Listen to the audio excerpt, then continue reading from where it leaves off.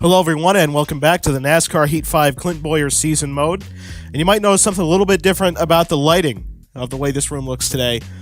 This is one of the few times I've ever been able to actually film while it's still daylight. And just so happens to be right around 10 in the morning when I'm recording this. And the sun's out, it's on this side of the house, and it's pretty much shining perfectly right now, illuminating the whole room without the use of all the lights. And on the subject of how the season's been going, we currently have a 268-point lead above Martin Truex Jr., who's second in points. We clearly lead the field in wins with mine 9 to Truex and Logano's 2 wins. And then third in points is Kyle Busch. Behind him is his brother Kurt. Then Joey Logano, Denny Hamlin, Ryan Newman, and Kevin Harvick. And kind of hard to believe Harvick is still winless, but also same situation for Kurt Busch.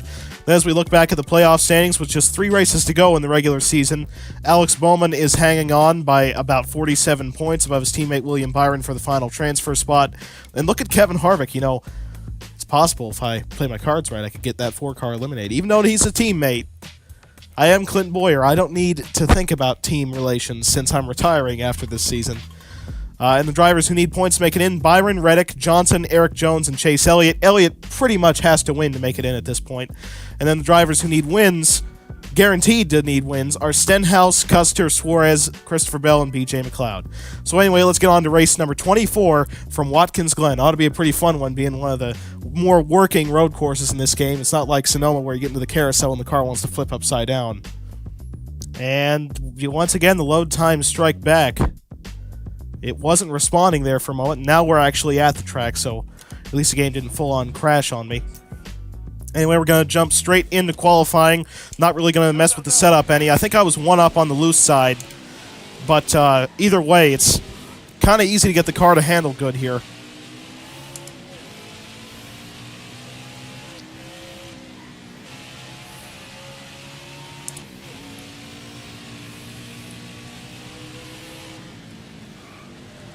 Well, I take that handling good thing back, because that's on fresh tires. The car tried to do that through the S's. But that might just have something to do with how I'm really far out of practice. Maybe I should have practiced, but hey, I'm just going to throw it all out there. Alright, so here we go for the one and only timed lap.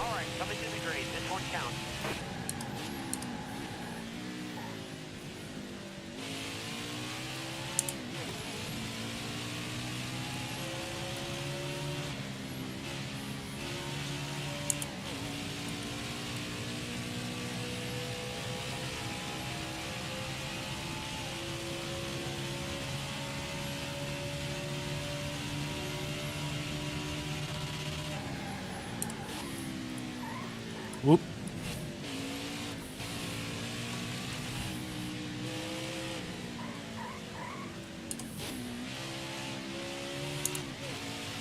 Did not drive the back straightaway chicane nor the carousel very well right there.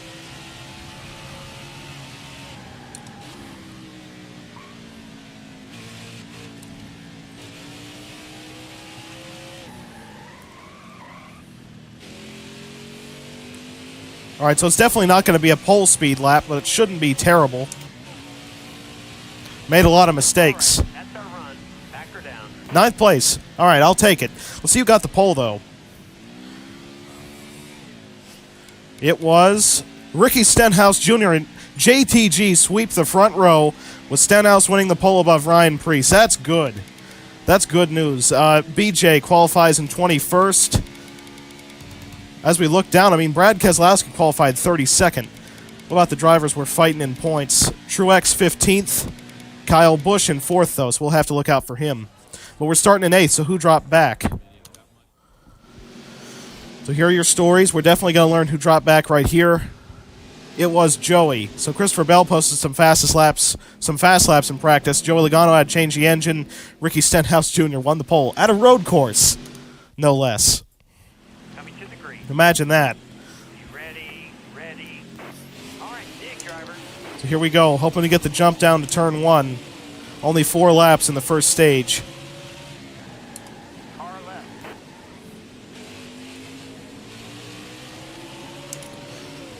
Battling Eric Almirola for third right here. All right, you're clear. All right, so we've taken third spot. behind the JTG teammates now. Priest took the lead.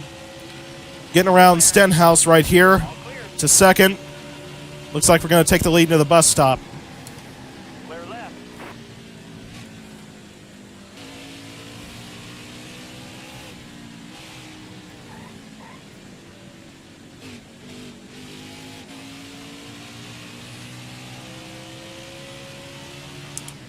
And there we go. That's the top spot.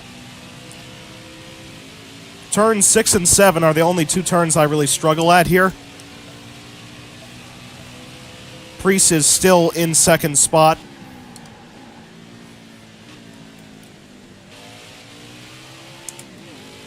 And the fuel situation looks like we'll be able to make it to the end of the first stage without pitting any, so that's good news.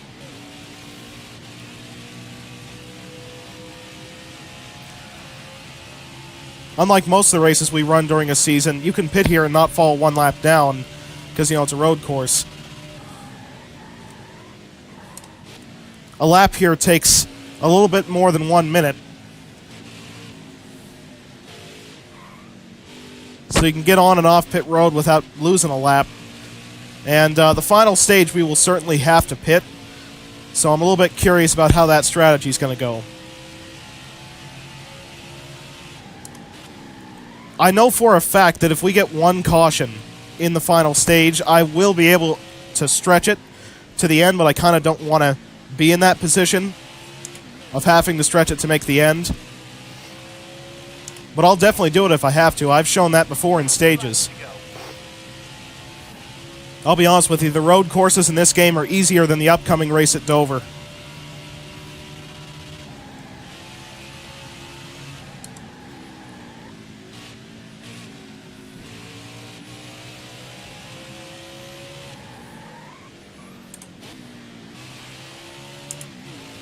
That would be my first, I'd say, competent run through 6 and 7 I've had in this entire race.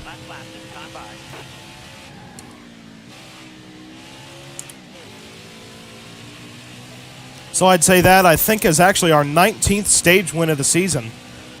Getting to, you know, Martin Truex Jr. levels of winning stages. So it's myself, then Stenhouse, Blaney, Priest, and Busch. I'm glad that the JTG cars are still scoring stage points. Kyle Busch only got 1 point. Truex didn't even get any. Drop down to second. Stenhouse takes the lead off pit road. Doesn't really make a difference. I'll still beat him off into turn 1. Coming to the green. Be ready here. Same distance to the end of stage 2. Left side. Clear left. And there we've cleared Stenhouse on the exit of 1.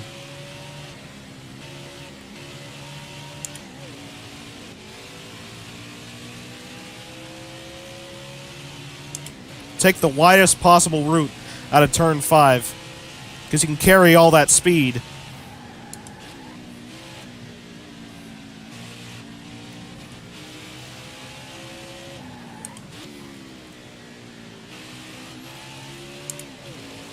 The way I drive should force NASCAR to put in track limits on the outside of the corners.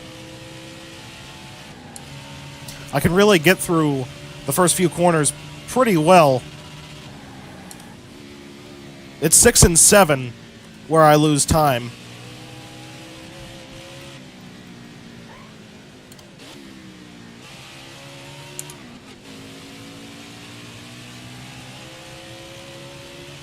I had to downshift to second to get through the carousel just so that the car could point a little bit better because I could tell it was wanting to run off course. So, oh, well, that's stage number 2 done already.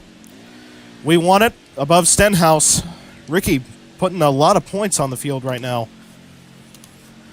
Anyway, getting fresh everything. We dropped down to 21st, but that's because some drivers didn't pit. Coming to the green. So here we go.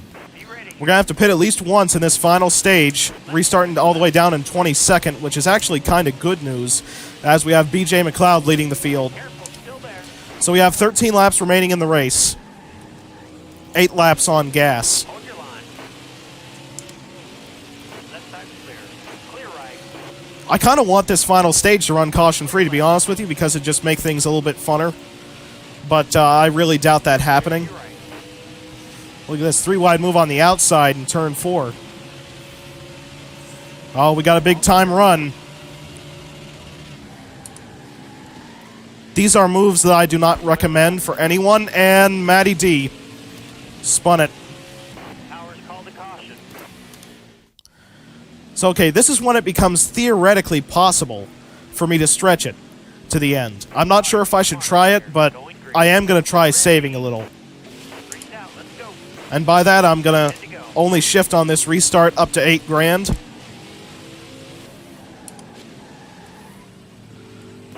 Careful. Still And run through turn 1 in 3rd gear. all clear. Well, I still took the lead off BJ, even knowing I was in semi-fuel save mode. I mean, I'd have to save 3 laps to get to the end from here. But, like I said, it's theoretically possible, because I've, believe it or not, done that before in NASCAR Heat 4. Yikes. Could you tell what I was trying to do there? I was trying to not use the brake. You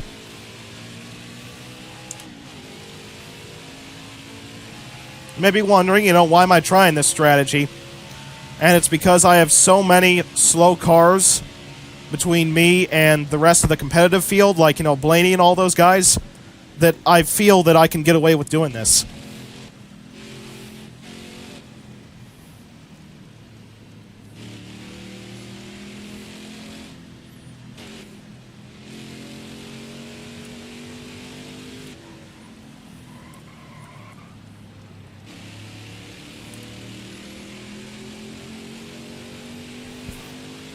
It's kind of amazing when you can run around Watkins Glen mostly in 4th gear.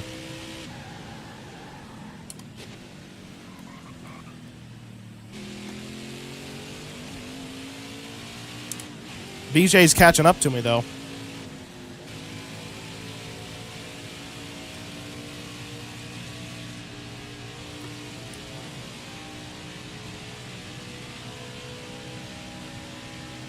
Try to keep it right at 8,000. On the straightaway, that'll save you some. Lift right now. Don't get on the brakes yet.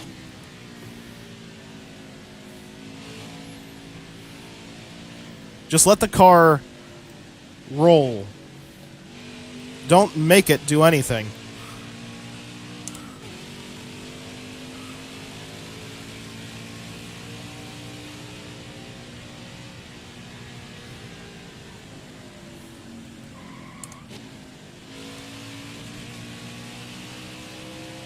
Car left. All clear. Right side, right side. It's amazing to be in a battle for the lead at this rate. Clear right. At this pace. I mean, it's so slow to be battling. It's kind of amazing.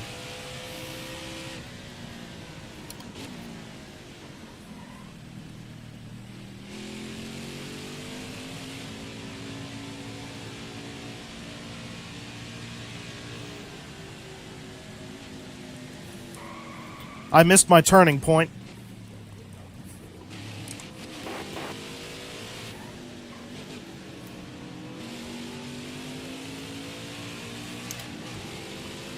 Again, I'm still trying to save gas, but, I want that lead.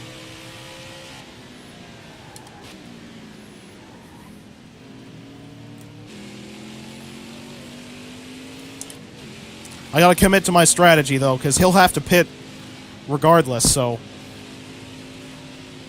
Because he didn't even pit in Stage 2. So... He's definitely short. Now, I've got a very big lead back. Leaders pitting. Hear that? Leaders pitting already. BJ just couldn't last. It's very counterproductive feeling to save gas like this. Oh, well. Disregard the saving gas part. I'm coming down, and we are going to run this thing all the way down to the finish. I might have lost 8 spots on pit road, but I'm going to drive like a madman to the end of this. We're going green. Here we go. All right, dig driver. Right side. All right. 2 laps remaining. That's all I need. Right side's clear.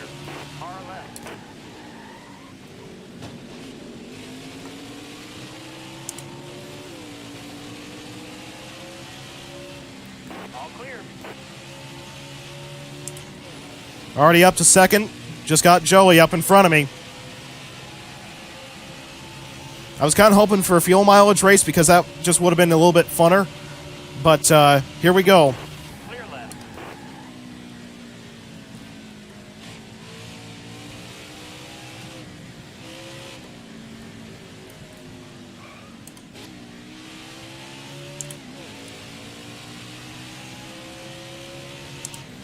Hopping over curbs left and right. And I'm not really following track limits.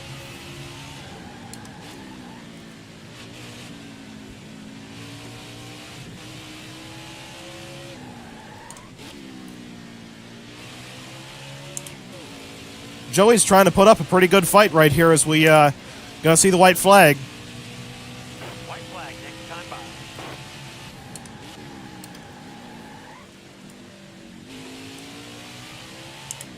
It's been a little bit since I've had to take these corners at full speed.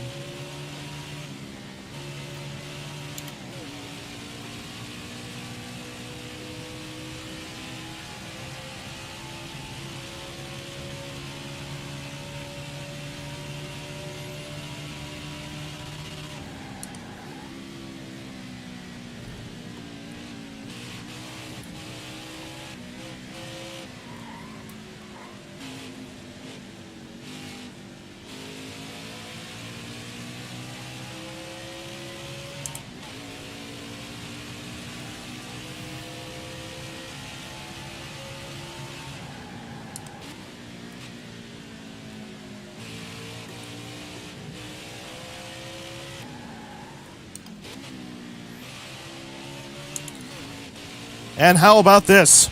Already up to 10 wins on the season, beating out Logano at Watkins Go Glen. get the checker flag. It's yours. Yet another win. I just beat Kevin Harvick's 2020 record. You know me, I'm all about doing circular burnouts in tight spaces. I did them at Martinsville, I did them at Loudon, and I did them at Sonoma. And I'm doing them here.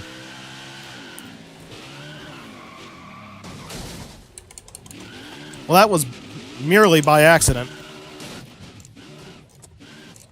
Gotta do an 18-point turn to get out between those two Gibbs cars. Anyway, who I actually wanted to do it to was Joey Logano. For being the closest driver to beating me. But really, I didn't have much a problem with this race. Nothing really didn't go my way. I mean, I was going to try and do that fuel save strategy, but that didn't really work out. Just because of the way the caution fell.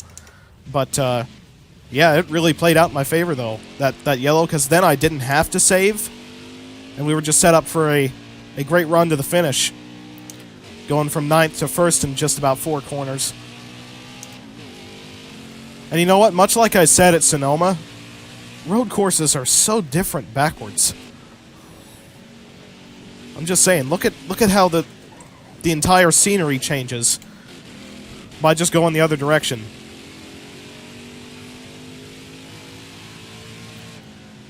And I mean, take a look at the carousel. Now it just kind of looks like an oval with a, banked left-hander like this, even though it does go uphill like this. Kind of strange. But then this would be actually maybe a little bit easier backwards. Not as much of a run-up to it.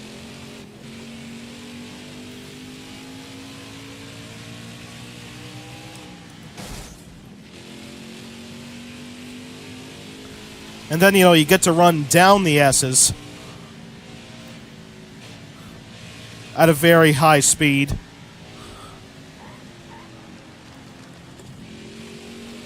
Yeah, this track might be better suited for running backwards. And, again, I don't know how I'm going to pull this off. But, that wasn't quite as cool as Loudon, but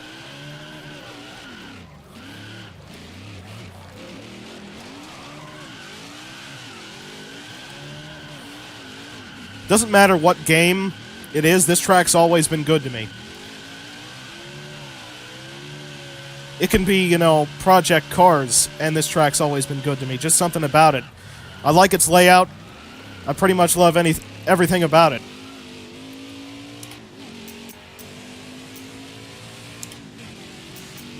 But then this is the real dangerous burnout.